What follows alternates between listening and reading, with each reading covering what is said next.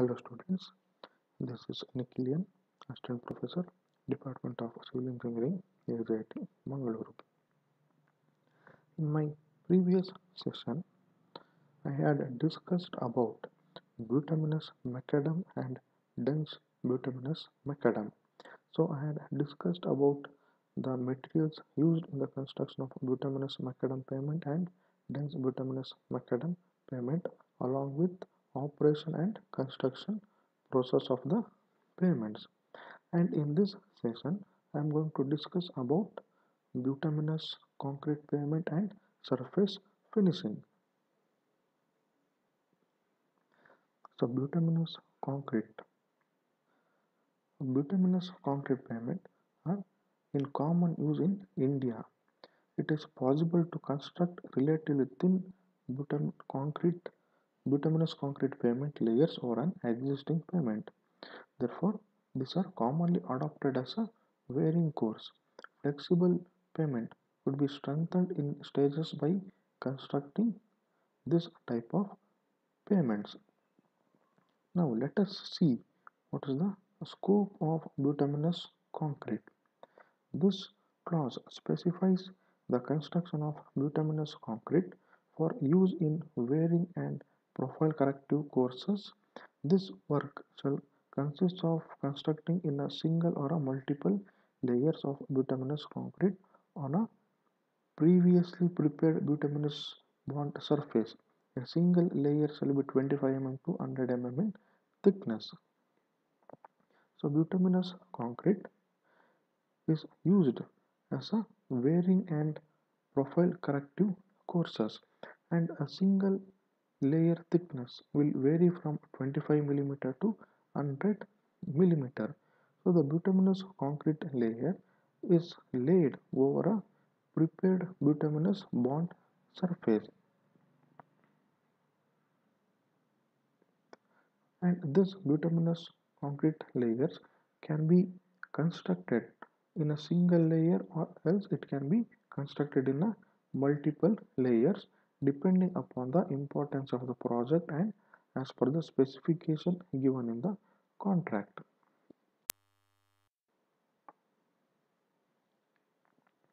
Then what are the materials used in the construction of bituminous concrete pavement? The first one is bitumen. The bitumen shall be paving bitumen of penetration grade compliant with Indian standard specification for paving bitumen IS 73. So the bitumen which is used in the construction of bituminous concrete pavement should comply with the Indian standard specification, and the specification is given in IS 73. And the bitumen which is used in the construction of bituminous pavement should have a viscosity grade or as specified in the contract. Then the second material is the coarse aggregate. The coarse aggregate shall consist of crushed rock, crushed gravels or other hard materials retained on the 2.36 mm sieve. They shall be clean, hard, durable, of cubical shape, free from dust and soft or friable matters, organic or other deleterious substances. So the aggregates which are used as coarse aggregate can be crushed rocks, crushed gravels or other hard materials, and the materials should retain in 2.36 mm sieve, and the materials which are used as a coarse aggregate should be very hard, it should be durable, and the materials should be free from organic matter. And if we consider the shape of the coarse aggregate, the shape preferably should be cubical shape, and this materials should be free from any other deleterious substances.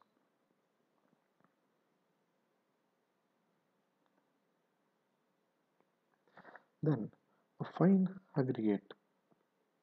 So fine aggregates shall consist of crushed or naturally occurring mineral material or a combination of the two, passing the 2.36 mm sieve and retained on 75 micron sieve. They shall be clean, hard, durable, dry and free from dust, and soft or friable matter, organic or other deleterious matters. So the coarse aggregate can consist of crushed or naturally occurring mineral materials, or sometimes the combination of both can be used as a fine aggregate. And when we use this material as a fine aggregate, we should ensure that the materials will pass through 2.36 mm sieve and the materials will retain on 75 micron sieve. And these materials should be clean, and there should not be any dust or there should not be any silt or the presence of foreign matters, and the materials should be hard, it should be durable, and the water absorption capacity of the material should be minimum, and it should also be free from soft materials and any other deleterious matters. The next material used in the construction of bituminous concrete is filler. So filler shall consist of finely divided mineral matter such as rock dust, hydrated lime or cement approved by the engineer. The filler shall be free from organic impurities and have a plasticity index not greater than 4. The plasticity index requirement shall not be applied if filler is cement or lime. So the filler materials which are used to fill the gaps between the coarse aggregate in the construction of pavement is can consist of a finely divided mineral matters, and this finely divided mineral matters may be rock dust, hydrated lime or a cement. And the selection of filler material is completely dependent upon the engineer and as per the specification given in the contract. And the filler material which is used in the construction of pavement should be free from organic impurities, and it should be noted that the plasticity index of a filler materials should not be more than 4. And when we use cement or a lime as a filler material, in such cases the plasticity index of a material can be neglected. So there is no consideration for the plasticity index when cement or lime is used as a filler material.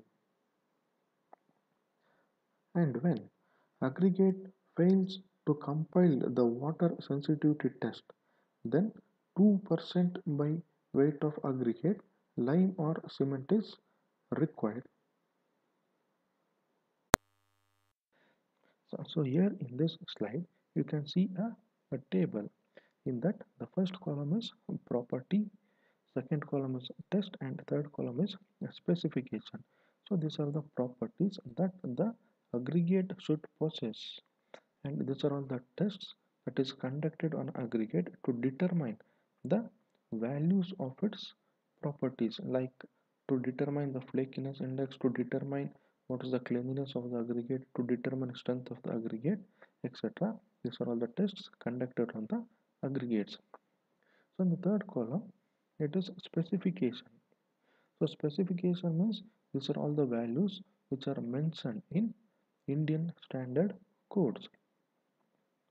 So the aggregates which are used in the construction of pavement should satisfy these values. Then only the aggregates can be effectively used in the construction of pavements. So the first property of a pavement which is used in the construction of pavement is cleanliness. So to check the cleanliness property of aggregate, we will conduct a test, and that test is called as grain size analysis test. So when this test is conducted, the cleanliness of the material or the dust present in the material should be maximum of 5% passing 0.075 mm sieve. And the second property of a material is particle shape. So here To check the particle shape of aggregate, we are going to conduct flakiness and elongation index test. So when we conduct flakiness and elongation index test for aggregates, the maximum value should be within 30%. So the combined value for the aggregates to check the particle size should be within 30%. So if the value is more than 30%, then the aggregates are not suitable for use in the construction of pavements, because if the aggregates are flaky and if the aggregates are elongated, then the aggregates will be having very sharp edges which will not help or which will not facilitate in proper filling of wards. And what will happen if the aggregates are having very sharp edges or very long edges, and when the vehicle moves over this type of aggregates, the edges will break into pieces which leads to failure of the aggregate. The next property is strength. So strength of aggregate is tested by Los Angeles abrasion test and aggregate impact test. So when the strength of aggregate is tested using Los Angeles abrasion test, the abrasion value of the aggregate should be within 30%. So the maximum permissible limit is 30%. If it is more than 30%, then the aggregates should not be used in the construction of pavement. To determine the strength of the aggregate, if we are conducting impact test, then the impact value of the aggregate should be less than 24% or the maximum of 24%. If the value of impact is more than 24%, then it is said that the aggregates will undergo crushing under vehicular load. Then polishing. So the test conducted to determine the polishing properties, polished stone value. So the minimum polished stone value is S5. And durability test. To check the durability test, we will conduct soundness test,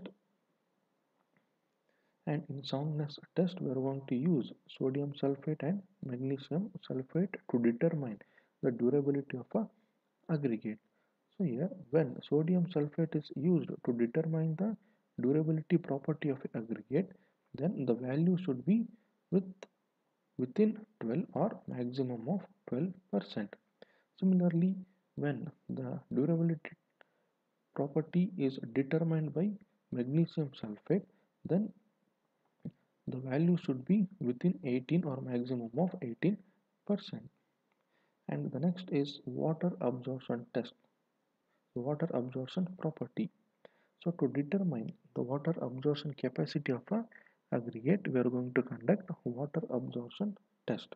So when the aggregates are conducted with water absorption test, the water absorption capacity of the aggregate should not be more than 2%. Then only the aggregates can be effectively used in the construction of pavements.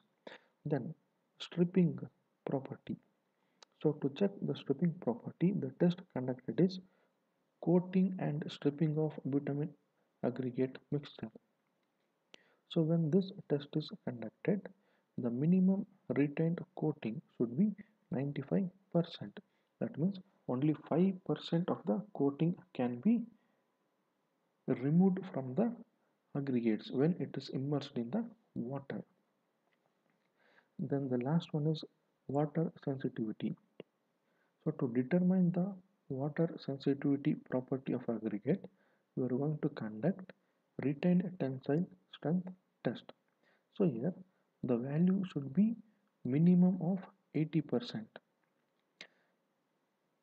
So these are all the properties of the aggregate that the aggregate should possess, and these are all the tests conducted to check the properties of the aggregate.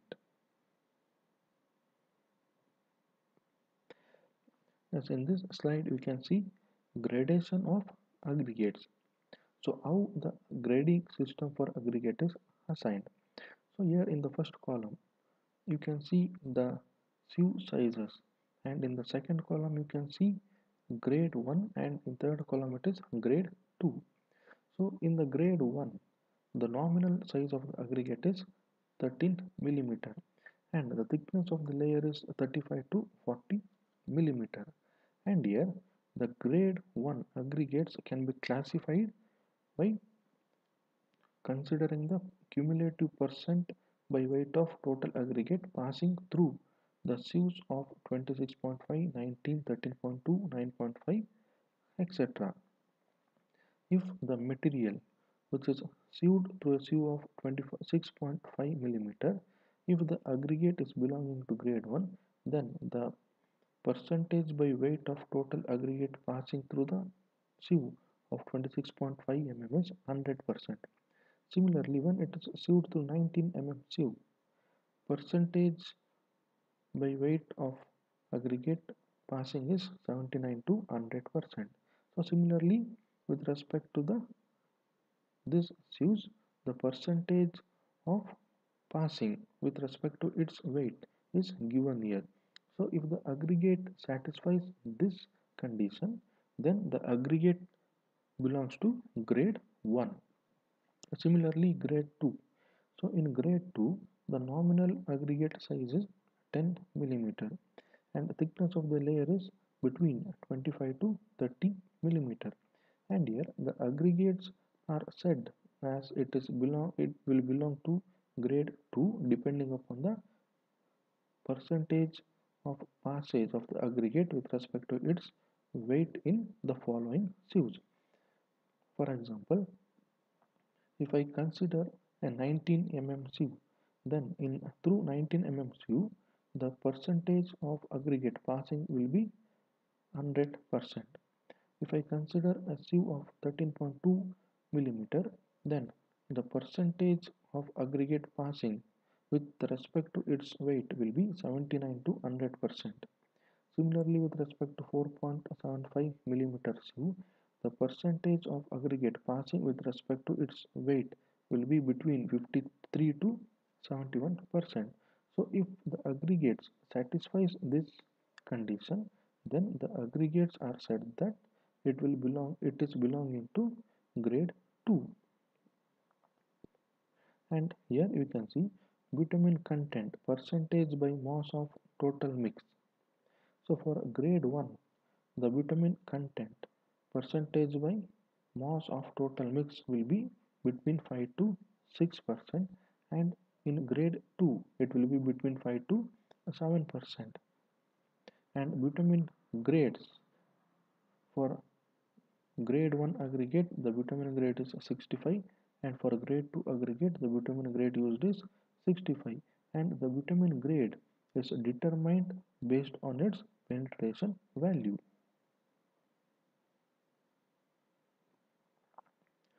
Now we shall see mixture design. So requirement for the mixture. Apart from conformity with the grading and quality requirements for individual ingredients, the mixture shall meet the requirement set out in the table. So when the design of bituminous concrete is done, it is not the question of the quality and grading of individual ingredients. So apart from this, the important thing is the mix design or the mixture of bituminous concrete mix. So how to achieve a good mix? So the material or the process which is carried out in obtaining a good mixture of bituminous concrete is achieved by considering certain things like binder content, job mix formula, and laying the trial mix, and with a good compaction and a proper setting of the layer, etc. So let us see one by one. So first let us consider binder content. The binder content shall be optimized to achieve the requirements of the mixture set out in the table and traffic volume specified in the contract. The Marshall method for determining the optimum binder be adopted as prescribed in the Asphalt Institute Manual MS2. So the binder content which is used in mixed mixture of bituminous concrete mix shall optimize to achieve the requirement of the mixture which is given in table 500.10 of MOR specification, and the mixture should also optimize the volume of traffic which is specified in the contract. And here, if the specific gravity of aggregate is more than 2.7, the minimum bitumen content can be reduced subsequently. When the maximum size of aggregate is more than 26.5 mm, the modified Marshall test by using 150 mm diameter mold as specified in MS2 shall be used. When the modified procedure is used, the minimum stability should be multiplied by 2.25 and the minimum flow should not be less than 3 mm. So after considering the binder content, the next thing is job mix formula. The contractor shall inform the engineer in writing at least 20 days before the start of work of the job mix formula proposed for use in the work. While establishing the job mix formula, the contractor shall ensure that it is being on a correct and truly representative sample of the material that will actually be used in the work, and that the mixture and its different ingredients satisfies the physical and strength requirement of this specification. So in job mix formula, the contractor should inform the engineer in prior, that is, he should inform the engineer before 20 days of the commencement of work about the job mix formula. So here, when the contractor starts the trials for job mix formula, he should, he should ensure that the materials used for establishing the job mix formula is same as that of the material which is used in the construction of pavement, and also it should ensure that the properties of the materials like physical properties and the strength requirement of the materials is same as that of the materials which is used in the construction of pavement.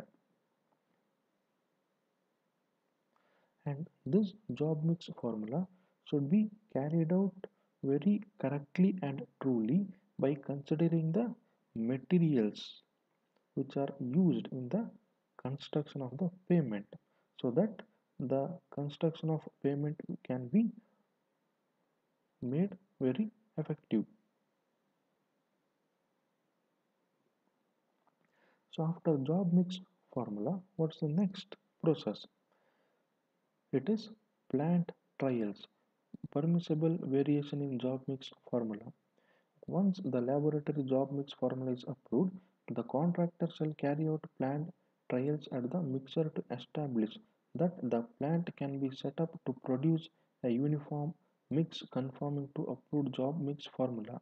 Once the plant trial have demonstrated the capability of the plant and the trials are approved, the laying operation may be commenced. So here what happens? Once the job mix formula is established and after getting the approval from the engineer, then the next step is to set up the plant trials. So here, why the contractor should set up the plant trial is to show that the plant can be set up to produce a uniform mix as per the specification mentioned in the contract. And once the demonstration of the plant is obtained and the engineer is happy with the capability of the plant, then the trials are approved and the laying operation can be commenced. So here the laying operation will commence only after the demonstration of the plant trials. So after establishing a plant trial, the next process is laying trials. Once the plant trials have been successfully completed and approved, the contractor shall carry out laying trials to demonstrate that the pro- proposed mix can be successfully laid and compacted. The laying trials shall be carried out on a suitable area which is not to form part of the work unless specifically approved in writing by the engineer. The area of laying trials shall be a minimum of 100 square meters.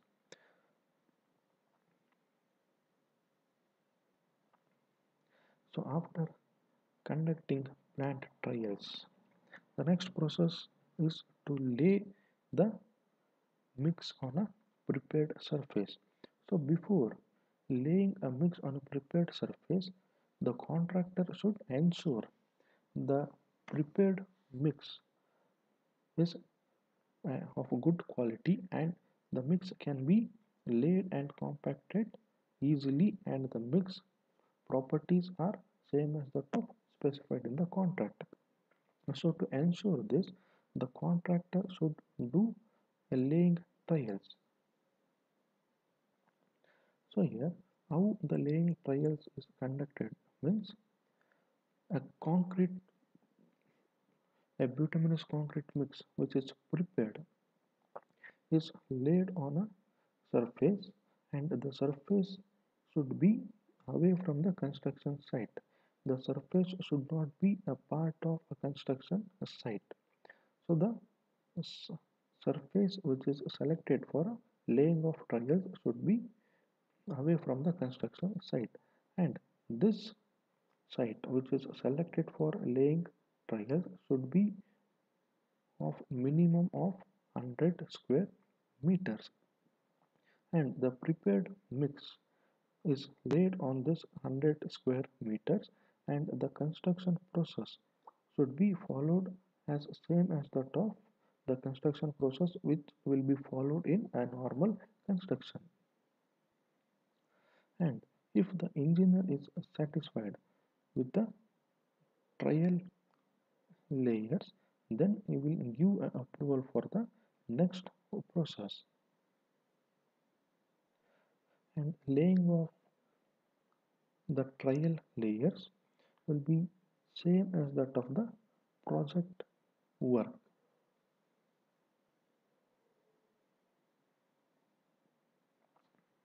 So next is construction operation.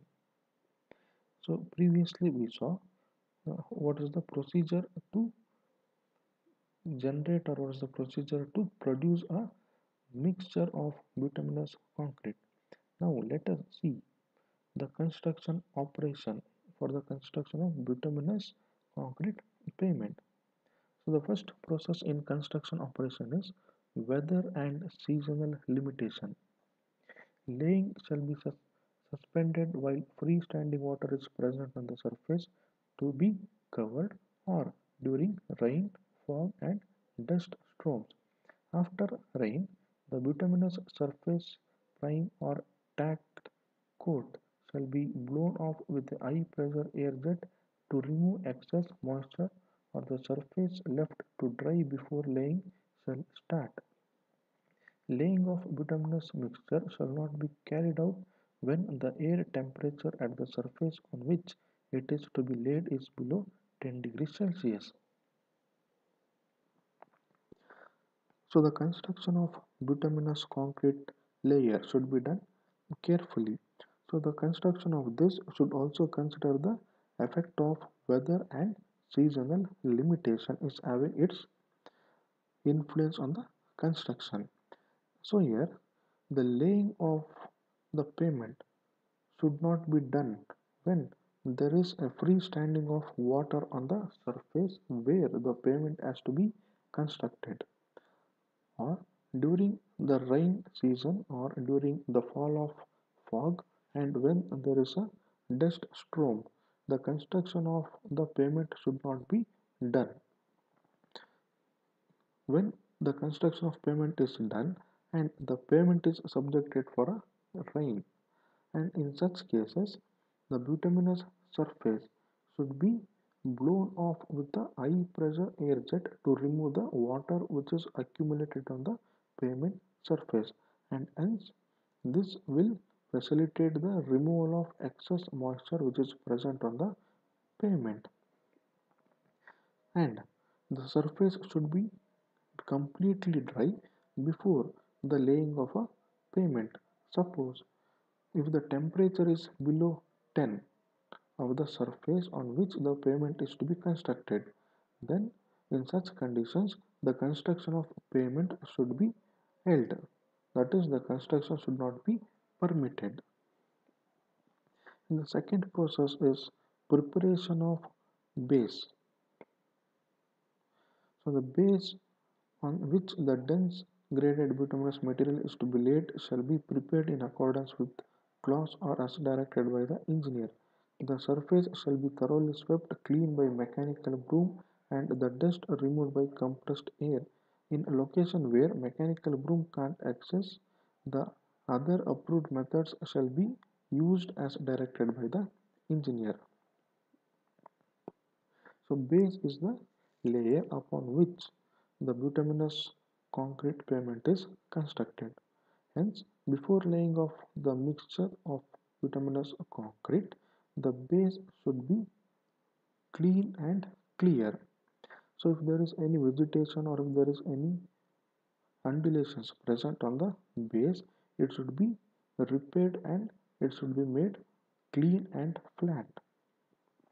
If it is required, the base can be compacted using a roller for 2 or 3 cycles, and the dust which is present on the base layer can be removed by using brooms and highly compressed air. In the places where the mechanical broom can't reach, so for that places a advanced method can be used to clean the dust which is present in that location as directed by the engineer. So after cleaning the base layer, the next step is application of tack coat, where the material on which the dense bituminous macadam is to be placed is a bituminous burnt surface. A tack coat shall be applied as specified in accordance with the provision of the clause 503 or as directed by the engineer. So the application of tack coat onto the base course is same as that of in we have I had discussed in previous method.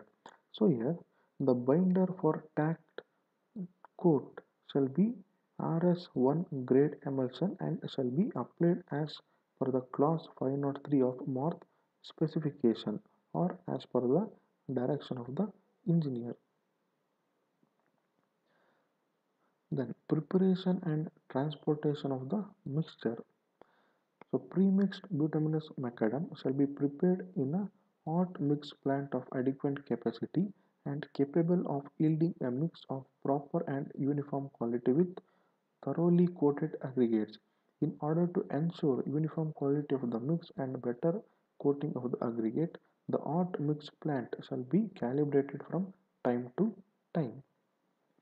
So the mixture of bituminous concrete is obtained from the hot mix plant, and this hot mix plant should be capable of providing or producing a proper mix. The mix should have a uniform quality and the aggregates should be coated uniformly.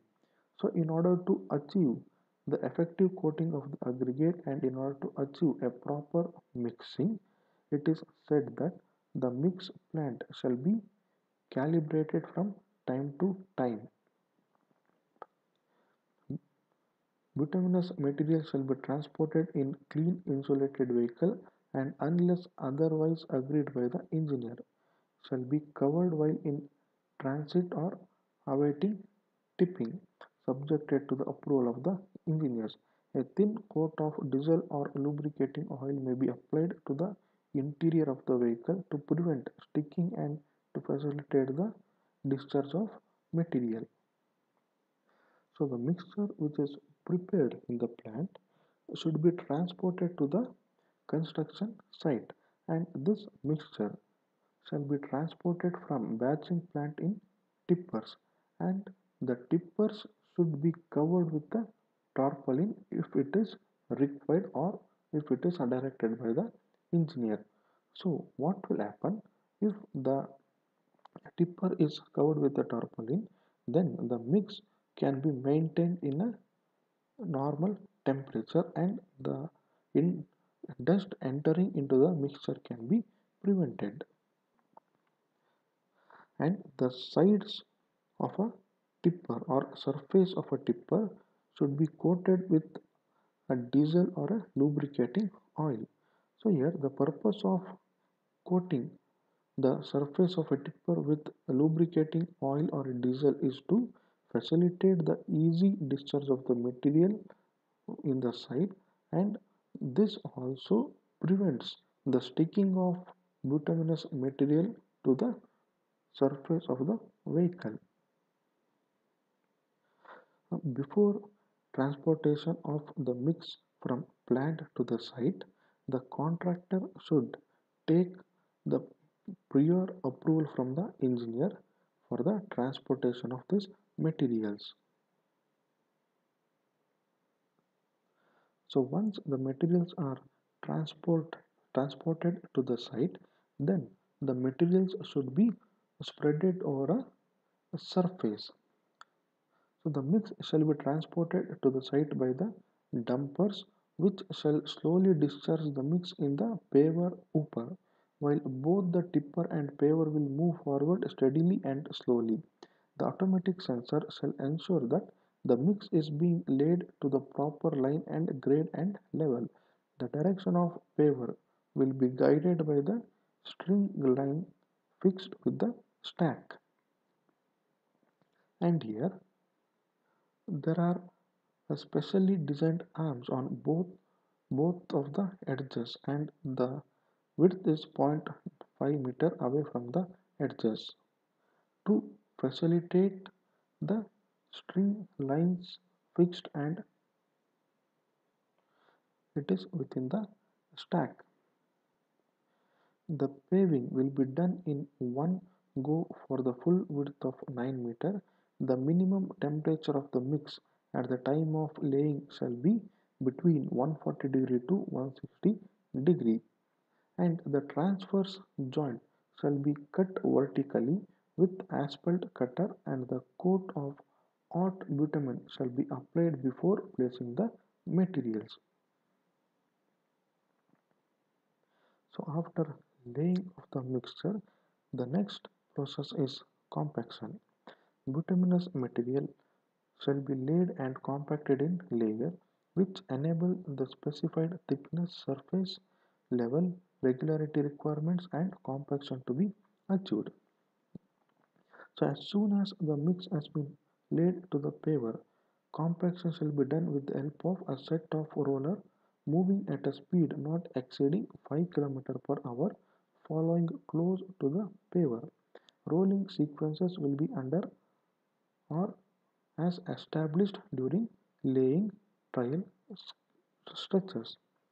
The longitudinal joints shall be rolled immediately behind the paving operation. So after this, rolling shall commence at the edges and progress towards the center longitudinally except that on super elevated and unidirectional cambered portion. It should be started from the lower edge to the upper edge and parallel to the center line of the pavement. Rolling shall be done continuously until all the marks have been removed from the bituminous surface. Initially, rolling shall be done with 80 to 100 kN deadweight smooth wheeled roller, and intermediate rolling shall be done by 8 to 10 tons deadweight or vibratory roller, or with a pneumatic tire roller of 12 to 15 tons weight having 9 wheels with a tire pressure of at least 5.6 kg per square centimeter. The finish rolling shall be done with 6 to 8 tons smooth wheeled Tedan rollers, and the number of passes required shall be designed after laying the trial bed. So once the compaction is achieved, then the construction is complete. So after the construction, the vehicles can be allowed to move on a constructed surface. So that is opening to traffic. So the pavement can be opened to the traffic only after 24 hours of the construction. Then surface finish and quality control of the work. So the surface finish and quality control of the work is same as that of the previous method what we had discussed in previous session, and arrangement for traffic, measurement for payment. So all these four processes are same as that of the previous methods of construction, and already we have discussed this in our previous sessions. So this is how the construction of bituminous concrete pavement is done. So with construction of bituminous concrete road, there are some advantages. So the advantages are like a smooth ride surface. It does not make use of any joints and provide a smooth surface to ride. The gradual failure, and when there is a failure, it can be repaired in very quick time, and staged construction is possible, and the life cost is less, that is the maintenance cost will be minimum, and the bituminous concrete pavements will be having a good resistance to the temperature.